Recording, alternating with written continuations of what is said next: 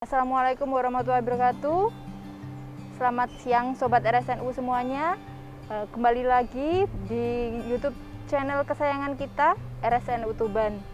Kali ini saya, Neswita, akan menyampaikan topik yaitu tentang mitos dan fakta tentang kebersihan mulut dan gigi. Di sini saya tidak sendirian.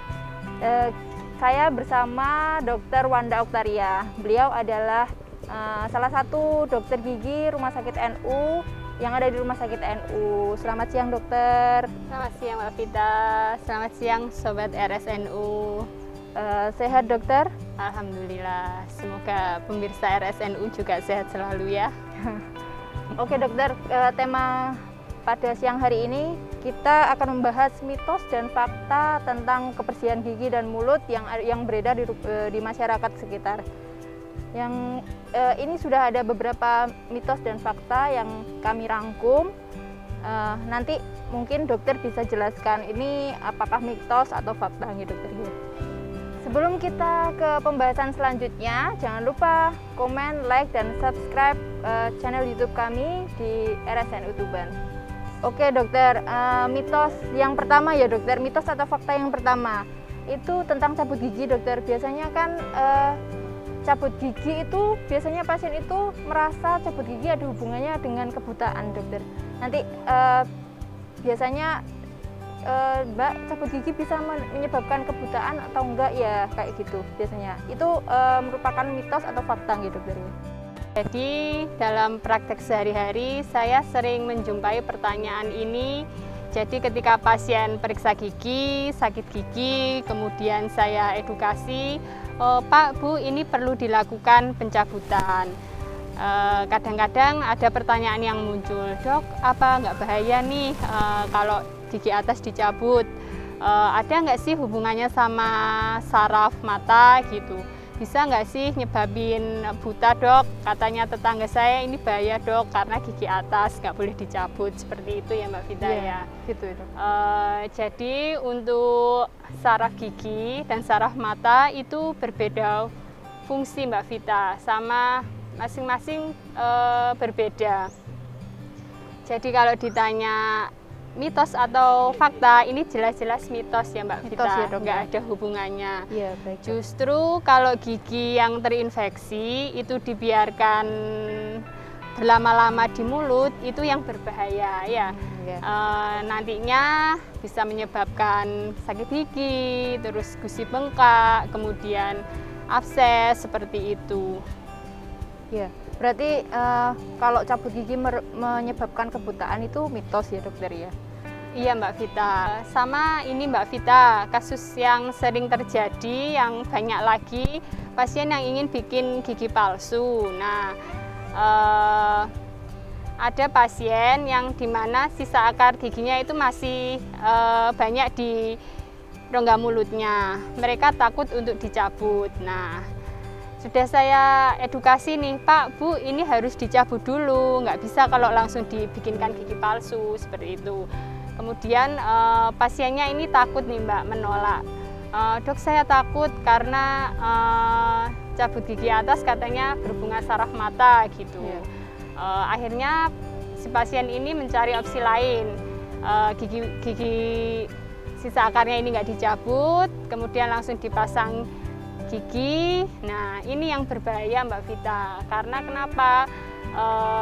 Sisa akarnya ini belum diambil. Nah, sisa akar ini kan banyak bertumpuk kuman-kuman di situ. Nah, langsung ditumpuk gigi palsu. Nah, biasanya yang seperti ini, gigi palsunya ini nggak bisa dicopot Mbak Vita. Nah, di situ kan banyak sarang kuman ya, terus ditumpuk. Nah, ini yang nantinya akan menyebabkan infeksi.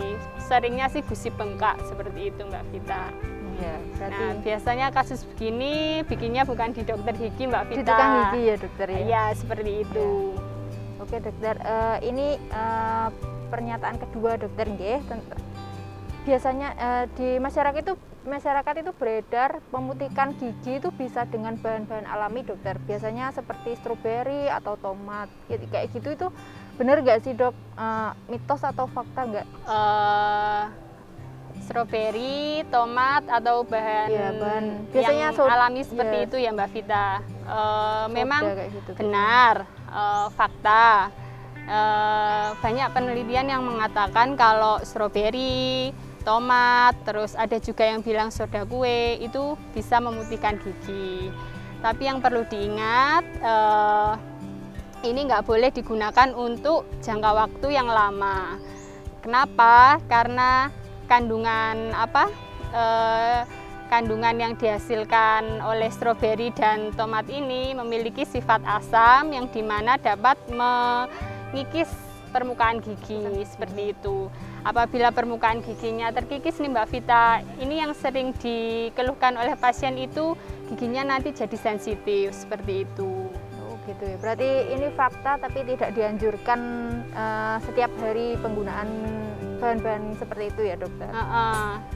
Kalau pengen memutihkan gigi yang aman, efektif, sebaiknya dianjurkan untuk melakukan bleaching ke dokter gigi, atau untuk kasus yang lebih parah bisa dilakukan veneer seperti itu. Oke dokter. Pertanyaan selanjutnya dokter ini, obat kumur dokter, tentang obat kumur itu katanya sih bisa mencegah bau mulut dokter. Nah itu mitos atau fakta gitu dokter? Obat kumur bisa menghilangkan bau mulut ya Mbak ya. Iya benar, fakta obat kumur dapat membantu menghilangkan bau mulut. Tetapi yang perlu digarisbawahi di sini, kalau untuk menghilangkan bau mulut ini perlu diketahui nih faktor pencetusnya apa yang menyebabkan bau mulut. Penyebab bau mulut sendiri ini ada banyak Mbak Vita. Yang ada di dalam mulut itu seperti gigi berlubang, kemudian karang gigi, lalu tambalan yang rusak, kemudian gigi palsu yang rusak, lalu kebersihan mulut yang kurang bagus. Nah, untuk yang faktor yang selain dari dalam rongga mulut ini seperti tenggorokan radang atau ada masalah atau gangguan di dalam pencernaan seperti itu juga dapat mengakibatkan bau mulut. Nah, setelah faktor pencetusnya itu diketahui, dihilangkan, dibantu dengan obat kumur, tentunya ini efektif. Kalau dilakukan dengan single treatment aja Mbak Vita, dengan pemberian obat kumur, tapi seandainya karang giginya nggak dihilangkan, percuma seperti itu. Berarti intinya obat kumur itu memang bagus, tapi kalau misal gigi dan mulutnya tidak dijaga kebersihannya ya sama aja nggak efektif ya dokter. Benar betul sekali Mbak Vita. Pertanyaan selanjutnya dokter G, untuk membersihkan karang gigi dokter. Nah itu kebanyakan dari masyarakat itu seperti membersihkan karang gigi itu bisa mengikis lapisan gigi dokter. Nah itu mitos atau fakta dokter? Pembersihan karang gigi ya Mbak Vita ya. Pada praktek sehari-hari dokter gigi itu menggunakan alat yang namanya ultrasonic scaler untuk menghilangkan karang gigi. Nah, sifat dari alat tersebut itu hanya menggetarkan karang gigi yang menempel pada gigi Mbak Vita. Nah, ketika alat itu ditempelkan di karang gigi, nantinya karangnya itu akan lepas dari permukaan gigi. Jadi sama sekali nggak menyebabkan lapisan gigi itu terkikis. Beda dengan bur ya Mbak Vita ya. Kalau bur memang fungsinya untuk mengambil jaringan gigi, jaringan yang terinfeksi ya. Seperti itu. Jadi scaling itu bukan mengikis lapisan giginya, tapi cuman membersihkan karang giginya gitu. Kalau misal scaling itu efisiennya berapa bulan sekali nggak dok yang di itu? Anjurannya Mbak Vita ya, untuk pembersihan karang gigi itu sendiri sebaiknya dilakukan minimal 6 bulan sekali. Tapi untuk pasien yang karang giginya cenderung lebih cepat muncul, bisa dilakukan sekitar 3-4 bulan sekali. Selanjutnya dokter ya, di masyarakat itu beredar menyikat gigi yang keras itu cara efektif untuk membersihkan gigi dokter. Jadi kalau misal kita menyikat gigi dengan keras, berarti itu kita benar-benar bisa membuat gigi bersih gitu. Nah, itu mitos atau fakta gitu? Jadi pertanyaannya, menyikat gigi yang keras, keras ya. itu nanti hasilnya semakin bersih Ya. gitu ya Mbak ya. Jadi pertanyaannya, membersihkan sikat gigi dengan tekanan yang keras, ya, Dok. nanti giginya semakin bersih Iya, seperti itu. Jadi untuk menyikat gigi terlalu keras itu tidak disarankan, tidak dianjurkan. Kenapa? Menyikat gigi terlalu keras itu dapat merusak lapisan gigi, Mbak. Nah, mengikis permukaan gigi.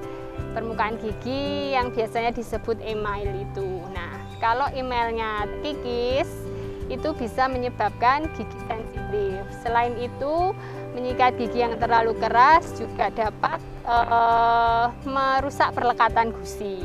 Nah, kalau perlekatan gusi ini rusak, biasanya akar giginya ini terekspos, Mbak Vita. Kalau akar giginya kebuka, keekspos, nah itu juga bisa menyebabkan gigi menjadi sensitif. Seperti itu. Berarti mitos ya dokter itu, menyikat gigi dengan keras itu bisa membersihkan gigi secara efektif, mitos. Oke. Bisa nggak dokter diajarkan caranya menyikat gigi atau langkah-langkahnya yang benar itu seperti apa gitu? Ini mungkin ada pantumnya dokter sama sikat gigi. Sebelum masuk teknik atau metode cara menyikat gigi yang baik dan benar, perlu diketahui frekuensi menyikat gigi ya Mbak ya. Frekuensi menyikat gigi sehari itu sebaiknya berapa kali. Nah, yang dianjurkan sehari itu 2 kali Mbak Vita. 2 kali waktu pagi, sebaiknya sih setelah sarapan ya. Setelah sarapan ditunggu paling nggak 1 jam baru gosok gigi. Kemudian yang kedua sebelum tidur ya. Kalau sore mau gosok gigi nggak apa-apa, tapi yang wajib sebelum tidur harus gosok gigi ya. Kemudian pemilihan bulu sikatnya itu sebaiknya dipilih yang soft atau halus. Biasanya yang dijual di pasaran itu ada yang hard, medium, sama soft ya. Sebaiknya sih dipilih yang soft aja, karena yang hard juga kurang bagus untuk gusi ya. Kemudian masuk ke tekniknya ya. Untuk teknik menyikat gigi yang baik dan benar itu sebaiknya dari arah gusi ke gigi seperti ini. Gusi ke gigi. Biasanya nih Mbak Vita, Mbak Vita kalau gosok gigi tekniknya seperti apa nih? Coba gini. Nah, salah ya dok ya ini ya dok. Bulat-bulat ya. Iya biasanya gitu. Biasanya yang ada di beredar itu kayak gitu, sikat gini ya dok. Salah ya dok berarti itu. Kalau yang bulat-bulat itu sih untuk anak-anak Mbak Vita. Kalau udah gigi permanen nih untuk kita ini sebaiknya dari arah gusi ke gigi. Biasanya sih yang sering kalau pasien-pasien saya itu kalau saya tanya itu arahnya seperti ini, arah horizontal. Nah ini kalau menurut saya metode kesusu ini ya kurang tepat lah ya. Sebaiknya dari arah gigi ke gusi. Nah, untuk bulu sikatnya ini arahnya 45 derajat menghadap ke gusi, dari gusi ke gigi seperti ini, searah ya. Jangan 2 arah seperti ini berbalik, karena kenapa? Ini dapat merusak perlekatan gusinya Mbak Vita. Sama, kalau arahnya seperti ini juga merusak perlekatan gusi ya. Dari gusi ke gigi. Nah, ini untuk menyikatnya, setiap permukaan yang disikat sebaiknya 8-10 kali. Nah, 8-10 kali dari arah gusi ke gigi. Nah, seperti ini. Untuk permukaan kunyahnya, ini dari dalam keluar seperti ini, satu arah juga. Jangan lupa menyikat bagian dalam sama dari arah gusi ke gigi. Nah, seperti ini. Nah, ini yang dalam jangan lupa disikat juga. Yang terakhir lidahnya juga disikat, nggak perlu terlalu belakang. Arahnya sama dari belakang dulu ke depan seperti itu ya. Terima kasih Dokter Wanda atas kesempatan penjelasan dan informasinya sangat bermanfaat dan semoga bermanfaat untuk Sobat RSNU semuanya. Jangan lupa Sobat RSNU like, subscribe, dan komen channel kita, dan jangan lupa nyalakan lonceng agar tidak ketinggalan informasi dari kita yang terupdate. Sekian dari kami, sampai jumpa di segmen selanjutnya. Wassalamualaikum warahmatullahi wabarakatuh.